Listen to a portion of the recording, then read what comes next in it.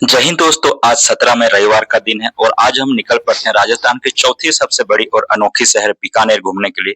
हम सुबह 9 बजे बाइक में निकल पड़ते हैं बीकानेर के बिजवाल से और आज का प्लान सुपर स्पेशल है। हम स्टार्ट करेंगे सबसे पहले करनी माता मंदिर, फिर जाएंगे जूनागढ़ किला, फिर लोकल मार्केट, फिर केमर रिसर्च सेंटर, फिर लालगढ़ प्लेस म्यूजियम एवं लास्ट में सफर करेंगे रामपुरिया हवेली को। तो चलिए निकल पड़ते हैं आज के सफर के लिए। दोस्तों सबसे पहले हम पहुंच जाते हैं करनी माता मंदिर, जो कि बीकानेर से करीब 30 किलोमीटर की दूरी पर देशनोक में स्थित है। यहाँ पर पार्किंग पर हम बाइक को पार्क कर मंदिर में प्रवेश करते हैं और यह मंदिर प्रतिदिन खुलता है सुबह 4 बजे से लेकर रात को 10 बजे तक। यह दुनिया का सबसे अनोखा मंदिर है क्योंकि यहाँ 20,000 से लेकर 25,000 तक चूहे रहते हैं। इन्हें कब्बा कहा जाता है और ये बहुत ही पवित्र माने जाते हैं। कहानी यह है कि करनी माता, जिन्हें दुर्गा माता का अवतार माना जाता है, इन्होंने यमराज जी से प्रार्थना की थी और तब से उसके बाद उनके परिवार तथा भक्तों को यहाँ चूहे के रूप में पुनर्जन्म मिलने लगा है। यहाँ सफेद चूहों का दिखना सबसे बहुत शुभ माना जाता है। भक्त चूहों को प्रसाद खिलाते हैं और चूहे से बचे हुए प्रसाद को भी ग्रहण करते हैं और घर को लेकर जाते हैं। यहाँ की मान्यता इस प्रकार है कि करनी माता महाई के नाम पे जाने जाते हैं, जिनका जीवन काल 1387 से लेकर 1538 तक रहा। एक चारण जाति में पैदा हुई थी और यह हिंदू योद्धाओं की पूज्य देवी है।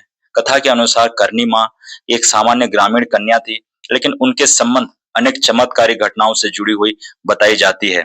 बताते हैं कि सन 1595 में चैत्र शुक्ल नवमी गुरुवार के दिन माता करनी माता यहाँ ज्योतिर्लिंग हुई थी और तब से माता जी को यहाँ सेवा और पूजा चली आ रही है।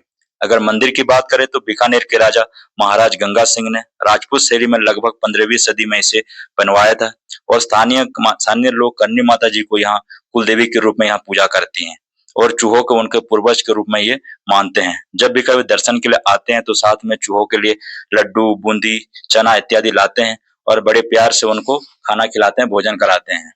और यहाँ जो कोई भी आता है सफेद चूहा को खोजता है।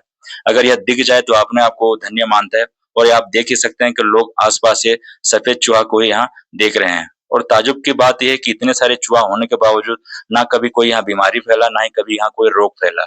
यहाँ देशनोक में रेलवे स्टेशन भी है, तो आप चाहे तो बाय रोड या बाय ट्रेन भी यहाँ आ सकते हैं। आपको करीबन 30 से 40 मिनट लगेगा यहाँ को पूरा मंदिर को एक्सप्लोर करने के लिए। यह भारत तथा पूरी दुनिया की इकलौता एक चूहे का अनोखा मंदिर है, जिसे देखने के लिए विदेशी सैलानी भी यहाँ यहाँ पर आते हैं। फिर हम यहाँ पर करीबन 5 मिनट बैठकर लोकल फोक म्यूजिक का आनंद लेते हैं और फिर हम धीरे धीरे करके मंदिर परिसर के बाहर आ जाते हैं, क्योंकि गर्मी बहुत था तो बाहर आते ही हम छाछ पीते हैं और पार्किंग से हम बाइक लेकर निकल पड़ते हैं बीकानेर सिटी की ओर, जो कि यहाँ से करीबन 30 किलोमीटर की दूरी पर स्थित है। और करीबन 1 घंटा बाइक चलाने के बाद हम पहुंच जाते हैं बीकानेर सिटी में। और सबसे पहले हम जाते हैं जूनागढ़ किला पर, जो कि शहर के बीचों बीच में स्थित है। और यहाँ पर एक दुकान पर बाइक पार्क कर हम किला के अंदर आ जाते हैं। यह किला प्रतिदिन खुला रहता है सुबह 10 बजे से लेकर शाम को 5 बजे तक। यहाँ की टिकट 150 रुपए पर पर्सन है, जिसमें किला और म्यूजियम का टिकट इंक्लूड है, जिसमें एक ग्रुप बनता है और आपको एक टूर गाइड मिलता है जो कि आपको गाइड करता रहता है। तो चलिए किला के अंदर आ जाते हैं। साथियों, जूनागढ़ फोर्ट को बीकानेर का प्राइड भी कहा जाता है। ऐसे तो राजस्थान के ज्यादातर किला पहाड़ों पर बने हैं, लेकिन यह समतल जमीन पर बना होने के बावजूद दुश्मनों ने कभी इसको जीत नहीं पाया था। साथियों, किला परिसर का निर्माण बीकानेर के छठे शासक राय सिंह के प्रधानमंत्री करण सिंह के देखरेख में किया गया था, जिन्होंने 1571 से लेकर 1611 तक शासन किया था। यह किला सन 1590 से लेकर 1594 में बनकर तैयार हुआ था। इसमें 37 प्रकार के महल, मंदिर और आंगन है, जिसमें प्रमुख फूल महल, करण महल, अनूप महल, बादल महल और गंगा महल इत्यादि संग्रहालय है। इस किले का मुख्य रूप में चिंतामणि कहा जाता था और 20वीं शताब्दी के बाद इसका नाम बदलकर जूनागढ़ या पुराना किला कर दिया गया, जब यहाँ पर शासक परिवार यहाँ से बाहर जो लालगढ़ महल है वहां पर स्थानांतरित हो गए थे। और बीकानेर सिटी जो है इस किला के चारों तरफ ही विकसित हुआ है। और ऐतिहासिक अभिलेखों से पता चलता है कि ये किला पर कब्जा करने के लिए दुश्मनों के द्वारा बार बार यहाँ पर हमला किए गए थे। और पता चलता है कि जो कामरान मिर्जा हैं, जो कि बाबर के दूसरे पुत्र थे, उन्होंने बार बार आक्रमण किया था और 1534 में भी इन्होंने हमला किया था, पर वो यहाँ सक्सेस नहीं हो पाए थे। यहाँ के दीवार में राजपूत, मुगल और यूरोपियन स्टाइल के मिक्स आर्किटेक्चर देखने को मिलता है। अंदर महल है और मंदिर है जो कि लाल वालुआ पत्थर और संगमरमर से बने हुए हैं। महलों में जो आंगन है, बालकोनियां हैं और खिड़कियां हैं, उन्हें विविधता के साथ सुरम्य बनाया गया है और ऐसे इस किले के दुश्मनों से बचाने के लिए मजबूत बनाया गया है। यह किला कम से कम 5 हेक्टेयर में फैला हुआ है, जो कि काफी बड़ा है।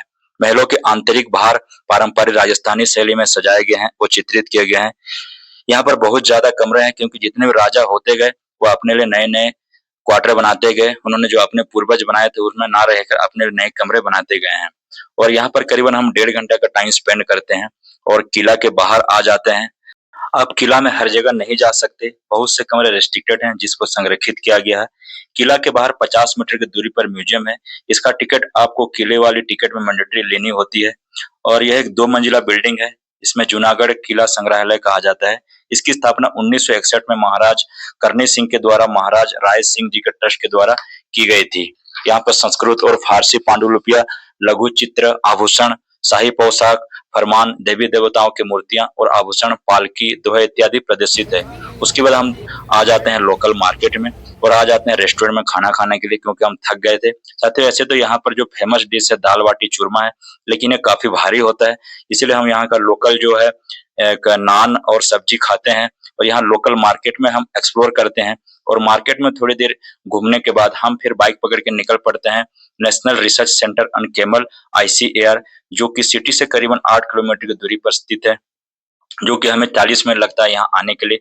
आज रविवार का दिन था तो सारे शॉप बंद था और इसके अलावा हमारे अलावा कोई और टूरिस्ट नहीं था, तो हम बाइक पार्क कर मेन गेट में आ जाते हैं टिकट लेने के लिए, जिसका पर पर्सन प्राइस 50 रुपए का है और आपको अगर कैमल राइडिंग करना है तो 100 रुपए एक्स्ट्रा आपको देना पड़ेगा।